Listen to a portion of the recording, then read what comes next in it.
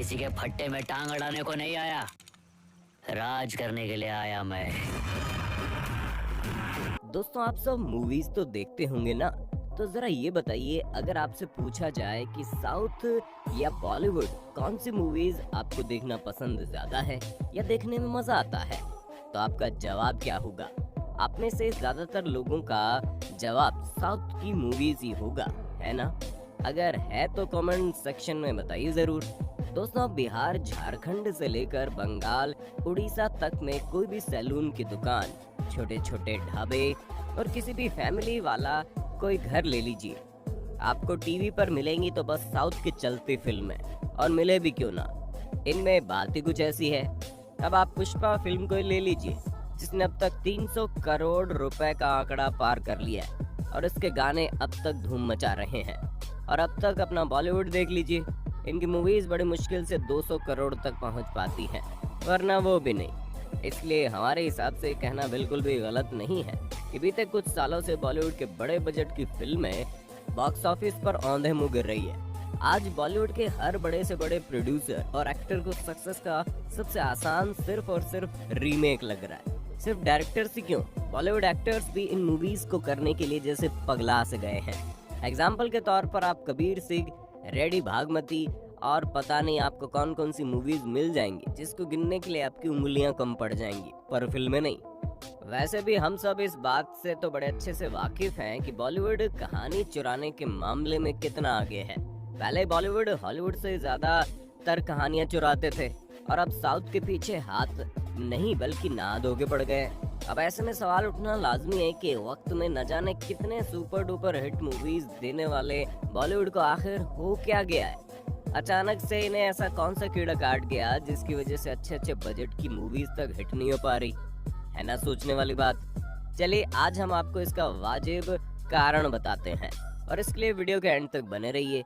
और अगर आप हमारी बातों से अग्री करते हैं तो फटाफट से वीडियो को लाइक कर दीजिए।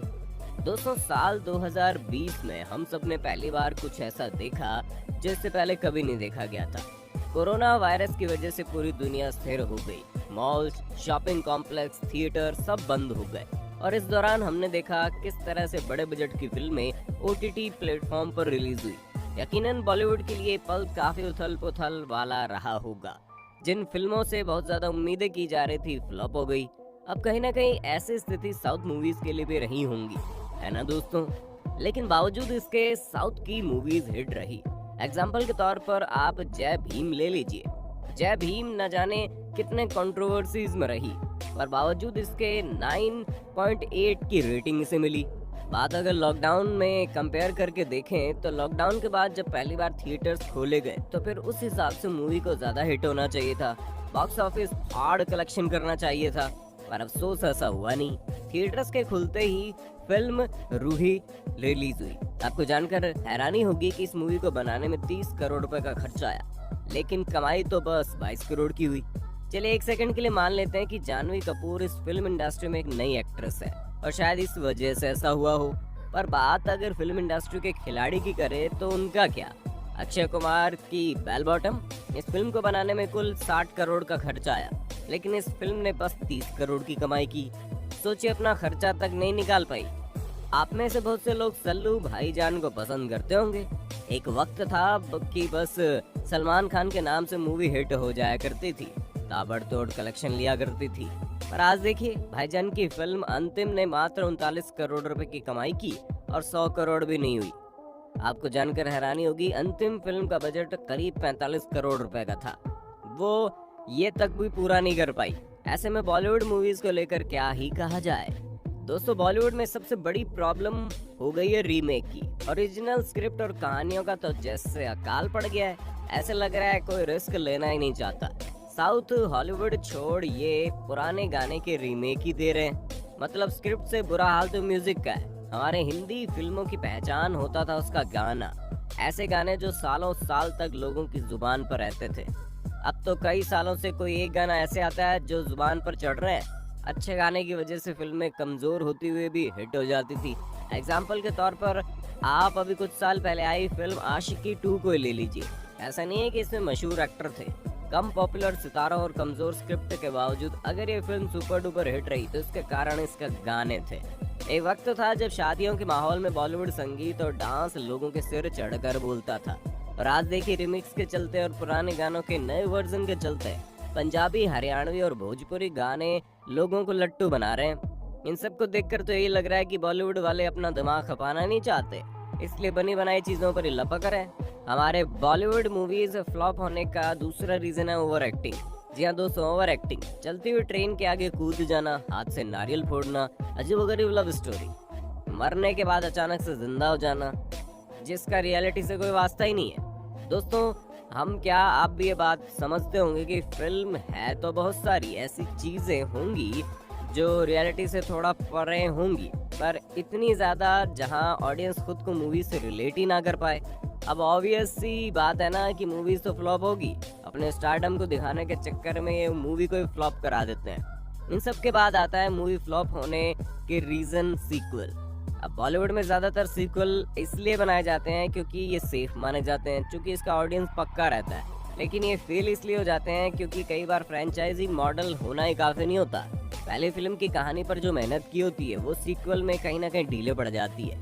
इस वक्त तो फिल्मों के सीक्वल बहुत टाइप्स के बन रहे हैं। इन्हें स्पिन ऑफ या स्पिरिचुअल सीक्वल कहा जाता है। स्पिन ऑफ यानी पिछली फिल्म के कुछ किरदारों को लेकर कहानी, वहीं स्पिरिचुअल सीक्वल का मतलब है सीक्वल पुरानी कहानी पर आधारित नहीं होता, लेकिन उसमें पुरानी फिल्म की थीम, स्टाइल, एलिमेंट डाल दिए जाते हैं। जैसे आप स्टूडेंट ऑफ द ईयर 2 को ले लीजिए, जिसको बनाने में खर्चा आया 65 करोड़ का, बॉक्स ऑफिस पे कलेक्शन आया 98 करोड़ का। और सिर्फ स्टूडेंट ऑफ द ईयर 2 ही क्यों, once upon a time in Mumbai को ले लो, जिसने कमाई की 85 करोड़ की और बजट था 38 करोड़ का। इसी साल बहुत सी फिल्मों के सीक्वल रिलीज होने वाले हैं, लेकिन सबसे ज्यादा इंतजार भूल भुलैया 2, दोस्ताना 2, बधाई 2 और एक विलन रिटर्न का है। अब देखने वाली बात रहेगी कि इन मूवीज पर नैया पार लगेगी या नहीं। और इन सब में सबसे बड़ी प्रॉब्लम है फिल्म फ्लॉप होने का नयापन। जी हाँ दोस्तों, स्क्रिप्ट में कुछ नया, कहानी में नयापन ऑडियंस की पहली मांग होती है। ऐसे में जब उनके सामने कॉपी किए हुए सीन दोहराए जाते हैं तो फिर ऑडियंस के लिए इसे एक्सेप्ट करना मुश्किल हो जाता है। सबसे अजीब बात है कि दोस्तों, बड़े बड़े बजट की फिल्मों में पोस्टर तक भी कॉपी होते हैं। जब पोस्टर कॉपी होंगे तो फिर ऑडियंस डायलॉग और एक्शन सीन पर जाए तो जाए कैसे। हाल ही में एक फिल्म आई थी अभी, बंटी और बबली, शायद आप में से बहुत से लोगों ने देखी होगी। इस फिल्म का बजट था 35 करोड़ रुपए, कमाई हुई 12 करोड़ की मात्र। इतना ही नहीं दोस्तों, बॉलीवुड में आजकल कुछ नया ट्रेंड आया है, न्यूडिटी और गालियों का। जब तक मूवी में माँ बहन की और मादर, इसके बाद तो आप जानते ही हैं, ऐसे शब्दों का यूज ना करें, तब तक उनके हिसाब से मूवी में दम नहीं आता। और बाकी का बचा खुचा कसर पूरा करती है न्यूडिटी। डायरेक्टर को ऐसा लगता है कि फिल्म में जब तक न्यूडिटी ना हो फिल्म चलेगी नहीं। फैमिली मूवी के नाम पर भी न्यूडिटी परोसी जाती है। अब ऐसे में लोग फिल्मों को बॉयकॉट करते हुए निकलेंगे ही ना। इसका जीता जागता सबूत है चंडीगढ़ करे आशिकी। हॉलीवुड मूवी का कंसेप्ट और स्क्रिप्ट काफी नया था, पर इसमें इतनी ज्यादा गालियां और किसिंग सीन डाले गए जिसकी वजह से फिल्म ने सिर्फ और सिर्फ 26 करोड़ रुपए कमाई की। वैसे भी ये पहली बार नहीं है, इससे पहले भी आई मूवी शुद्ध देसी रोमांस और बेफिक्रे भी बॉक्स ऑफिस पर अच्छी खासी पिटी थी। अब इन सब को देखकर एक बात तो साफ है, साउथ के डायरेक्टर्स कंटेंट पर काम कर रहे हैं, ना कि बॉलीवुड डायरेक्टर्स की तरह लोकेशन पर। हमारे हिसाब से बॉलीवुड डायरेक्टर्स को ये लगता है कि अच्छी खासी हीरोइन को 2-3 किसिंग सीन करा दो, लव एंगल दो और विदेश घुमा दो, हो गया मूवी हिट।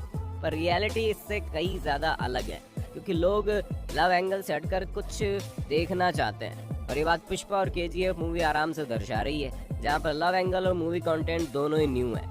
खैर, आपने देखी पुष्पा मूवी? ये मूवी बताती है अच्छी मूवी के लिए अच्छा मेकअप, कपड़े, लोकेशन तो बिल्कुल नहीं चाहिए, चाहिए तो बस अच्छा कंटेंट। और आप हमारी बात से सहमत हो या नहीं, कमेंट बॉक्स में बताना। उम्मीद करते हैं वीडियो पसंद आई होगी। वीडियो पसंद आई तो वीडियो को लाइक और अपने दोस्तों में शेयर करना ना भूलें।